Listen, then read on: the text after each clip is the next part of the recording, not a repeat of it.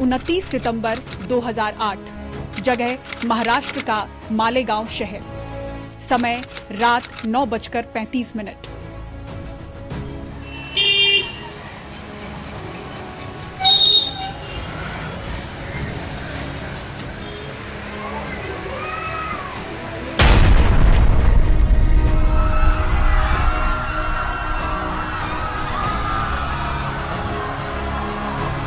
रमजान के पवित्र महीने में एक मस्जिद के पास खड़ी मोटरसाइकिल में भीषण धमाका हुआ। 6 मारे गए, 101 जख्मी हुए। धमाका इतना जबरदस्त था कि आसपास के कई मकान और दुकानें भी क्षतिग्रस्त हुईं। अक्टूबर 2008 महाराष्ट्र एटीएस ने जांच शुरू की। जांच में अभिनव भारत संस्था का नाम सामने आया। भाजपा की साध्वी प्रज्ञा सिंह ठाकुर और कर्नल पुरोहित जैसी हाई प्रोफाइल आरोपियों सहित कुल 11 लोग गिरफ्तार हुए। शुरुआती जांच में शक की सुई मुस्लिम समुदाय पर घूमी थी। वहीं मामले में बैंड, छात्र संगठन, इस्लामिक मूवमेंट और सिमी इंडिया के नाम सामने आ रहे थे। मगर जैसे ही ब्लास्ट वाली जगहों से एलएमएल फ्रीडम बाइक को बरामद किया गया, वैसे ही पूरी जांच की दिशा बदल गई। एटीएस ने मामले में ताबड़तोड़ गिरफ्तारियां शुरू की। हाई प्रोफाइल गिरफ्तारियां की गई, जिसमें भारतीय जनता पार्टी की भोपाल से सांसद रही प्रज्ञा सिंह ठाकुर और भारतीय सेना में कार्यरत लेफ्टिनेंट कर्नल श्रीकांत पुरोहित की गिरफ्तारी ने हलचल मचा दी थी। और यहीं से भगवा आतंकवाद शब्दावली की शुरुआत हुई। 2009 का आम चुनाव सामने रखकर मुस्लिम तुष्टीकरण के लिए इनोसेंट हिंदुओं को इस मुकदमे में पकड़ा। हिंदू आतंकवाद और भगवा दहशतवाद की कहानी चला सके।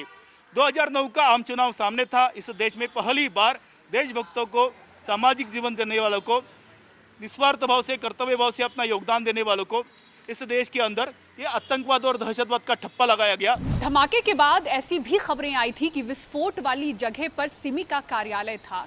कहा यह भी गया कि वहां पर बम बनाए जा रहे थे और अंदेशा जताया गया कि ऐसा भी हो सकता है कि सिमी के ही लोग दोपहिए के जरिए विस्फोटक ले जा रहे हों और दुर्घटनावश धमाका हुआ हो। साल 2011 में जांच एनआईए को सौंप दी गई। 2016 में सबूतों के अभाव का हवाला देते हुए एनआईए ने साध्वी प्रज्ञा और 6 दूसरे लोगों के खिलाफ मकोका हटाकर नई चार्जशीट दायर की। 7 लोगों पर मुकदमा चलता रहा। मकोका हटने के बाद भी साध्वी प्रज्ञा सिंह ठाकुर आरोपी बनी रही। सरकारी पक्ष द्वारा अदालत में पेश किए गए सबूतों और आरोपों के आधार पर 7 आरोपियों की कथित भूमिकाएं कुछ ऐसी रही। आरोपी नंबर 1 साध्वी प्रज्ञा सिंह ठाकुर, साजिश में सक्रिय भागीदारी के साथ ही हथियार और वाहन उपलब्ध कराने का आरोप लगा। जिस मोटरसाइकिल एलएमएल फ्रीडम पर बम लगाए गए वो साध्वी प्रज्ञा ठाकुर की ही बताई गई। आरोपी नंबर 2 लेफ्टिनेंट पुरोहित को बम धमाके का मास्टरमाइंड बताया गया। अभिनव भारत संगठन के गठन से लेकर धमाके के लिए विस्फोटक और हथियारों की व्यवस्था कराने के आरोप लगे। आरोपी number 3 retired major Ramesh Upadhyay, संगठन अभिनव भारत से जुड़े होने, साजिश में सक्रिय भागीदारी और बैठकें आयोजित करने के आरोप लगे। आरोपी नंबर 4 अजय राहिरकर, धमाके के लिए धन इकट्ठा करने, वित्तीय सहायता प्रदान करने और उसके वितरण के आरोप लगे। आरोपी नंबर 5 सुधाकर द्विवेदी, आरोप लगे कि द्विवेदी ने साजिश की बैठकों में शामिल होने के साथ ही धमाके को अंजाम देने वालों को धार्मिक नैरेटिव के माध्यम से मानसिक तौर पर प्रेरित करने का काम किया। आरोपी नंबर 6 सुधाकर चतुर्वेदी, साजिश की बैठकों में शामिल होने और योजना में भागीदारी के आरोप लगे। आरोपी नंबर 7 समीर कुलकर्णी पर भी बैठकों का हिस्सा बनने और साजिश में शामिल होने के आरोप लगे। 2017 में सभी आरोपी जमानत पर बाहर आए। 2018 में विशेष अदालत ने 30 अक्टूबर 2018 को 7 आरोपियों के खिलाफ कठोर यूएपीए और आईपीसी के तहत आरोप तय किए। 2023 और 2024 में कई गवाहों ने अपने बयान पलटे और एटीएस पर दबाव बनाने का आरोप लगाया। झूठा केस गढ़ा गया, झूठे गवाह गढ़े गए। फॉर्चुनेटली सरकार बदल गई और गवाहों को, कुछ गवाहों को ये कहने की हिम्मत आ गई कि उन्हें टॉर्चर करके उनसे झूठ कहलवाया गया था। आरोपियों ने समय समय पर एटीएस पर प्रताड़ित करने और झूठे सबूत गढ़ने के गंभीर आरोप लगाए। ये जो परमवीर सिंह है, मैं उसको परमवीर सिंह नहीं कहता हूं, मैं परम क्रूर सिंह कहता हूं। इसने हमारे महाराष्ट्र राज्य का, इसने हमारे महाराष्ट्र पुलिस का नाम बदनाम किया है। औरंगजेब और अफजल खान के बाद इस माटी के ऊपर अगर कोई आक्रमणकारी है घिनौना तो वो उसका नाम है परमवीर सिंह।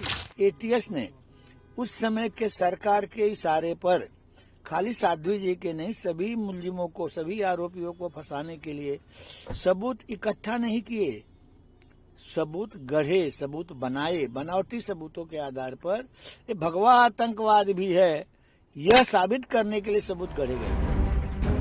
वहीं विस्फोट के पीड़ित 17 सालों से न्याय के इंतजार में रहे। उनको सजा मिलनी चाहिए, कोर्ट सजा देनी चाहिए उनकी। मालेगांव शहर तो इंसाफ मांग रहा है और हमें अपेक्षा है न्यायालय पर, संविधान पर कि हमको न्याय मिलेगा। इंसाफ मिलने को, सजा मिलने को, जैसे हम तकलीफ उठाए वैसे इसको तकलीफ होने को, ताकि सारी दुनिया को जाने, ऐसा कभी ना होए। इस पूरे ट्रायल के दौरान 3 एजेंसियां बदल चुकी हैं, 4 जज बदल चुके हैं। केस के ट्रायल में 323 गवाहों के बयान दर्ज हुए, लेकिन सुनवाई के दौरान 40 से ज्यादा गवाह अपनी गवाही से ही पलट गए। 25 गवाहों की मौत हो चुकी है। मुझे लगता है कि जो प्रोसिक्यूशन का केस है वो चरमराया हुआ है, कोई भी एविडेंस प्रूव में नहीं बदला है और हम लोग एक्विट होंगे, ऐसी हमारी सोच है। अपने आरोप पत्र में एनआईए ने एटीएस जांच के साथ तालमेल तो दिखाया था, लेकिन कुछ पहलुओं पे मतभेद जताए थे और महाराष्ट्र संगठित अपराध नियंत्रण अधिनियम यानी मोकोका के तहत आरोपों को हटाने की सिफारिश की, जिसे अदालत ने स्वीकार किया। इसीलिए एटीएस और एनआईए की चार्जशीट में अंतर भी बड़ी चर्चा बनी। एटीएस ने जहां आरोपी रामचंद्र कलसांगरा के भाई शिव नारायण और दोस्त श्याम साहू को गिरफ्तार किया था, तो एनआईए की रिपोर्ट में दोनों आरोपियों को साजिश का हिस्सा नहीं पाया गया। एटीएस ने जहां एक आरोपी जगदीश महात्रे को मकोका सहित विभिन्न धाराओं में आरोपी बताया, एनआईए की रिपोर्ट में उसकी ब्लास्ट में भागीदारी से इनकार कर दिया गया। आरोपी पुरोहित द्वारा जम्मू कश्मीर से आरडीएक्स लेकर आने के दावे को भी एनआईए की रिपोर्ट में खारिज किया गया। तो पहले एटीएस ने जो इन्वेस्टिगेशन किया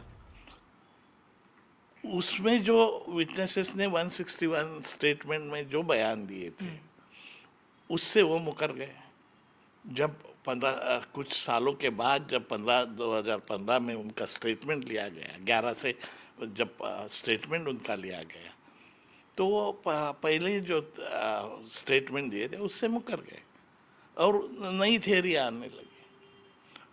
उसकी वजह से एनआईए को उनके भी 164 दो विटनेसेस के अलग से लेने पड़े, जो पहले उन्होंने जो किया था उससे वो कॉन्ट्ररी था।